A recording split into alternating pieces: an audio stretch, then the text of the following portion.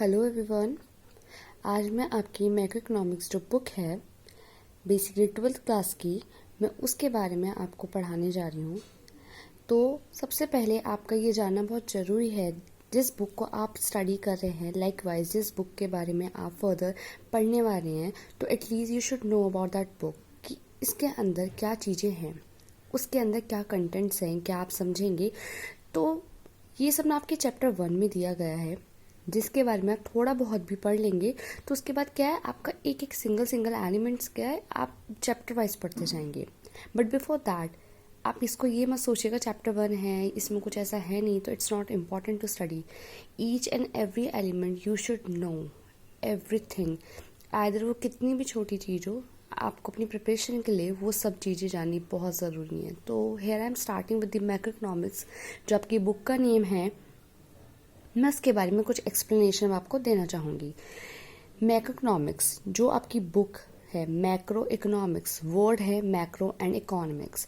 जो macro word है वो आपका आया है एक ग्रीक लैंग्वेज से, जिसमें बेसिकली जिस वर्ड से ये बनाया गया है वो है मैक्रोज।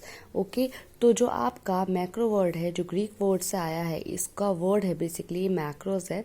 ओके, इसका मीनिंग होता है आपका लार्ज, मतलब कोई भी चीज़ आप बड़ी उस पर पढ़ रहे हैं। इसका मतलब क्या है, लार्ज से आप क्या समझें, economy as a whole, that means आप पूरी होल कंट्री के बारे में स्टडी करने जा रहे हैं, पूरी इकोनॉमी के बारे में पढ़ेंगे। अब चीज़ें क्या आती हैं, मैक्रो इकोनॉमिक्स बुक क्या है।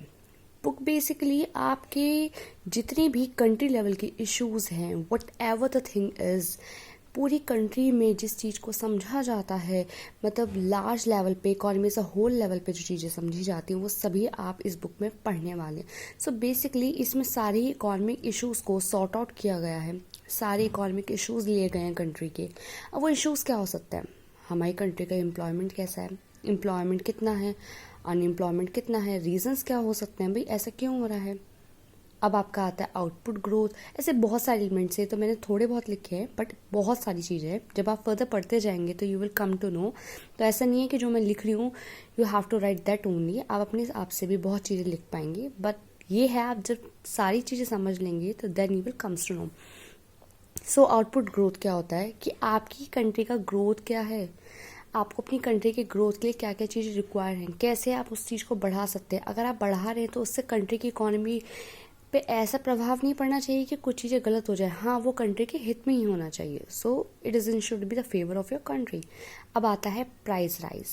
देखो बेसिकली प्राइस राइज क्या होता है, ये एक पूरी कंट्री का जो जनरल प्राइस लेवल होता है कि भाई हमारी कंट्री में क्या प्राइस चल रहा है, ज़्यादा है कम है, तो उन सभी चीज़ों को पढ़ते हैं कि भाई अगर ज़्यादा हो जाता है तो कौन कौन ले सकता है, कौन कौन अफोर्डेबल कर सकता है, कुछ लोग हैं जो नहीं खरीद सकते। अगर प्राइस लो होता है तो बहुत सारी चीज़ें हैं वो इफेक्ट होती हैं, तो जो नॉर्मल कैटेगरी के मिडिल क्लास है, लो लेवल पीपल है, वो इजीली अफोर्डेबल करते हैं। तो प्राइस से बहुत सारे फ्लक्चुएशंस, बहुत सारी चीज़ें जनरेट होती हैं जो आप सेपरेटली आने वाले चैप्टर्स में पढ़ पाएंगे।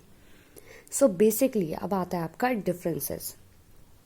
डिफरेंसेस क्या होते हैं माइक्रो मैक्रो के, देखो ये सब चीज़ें जाननी बहुत ज़रूरी है। सो मैं अब आपका differences of micro economics and macro economics के बारे में पढ़ाने जा रही हूँ।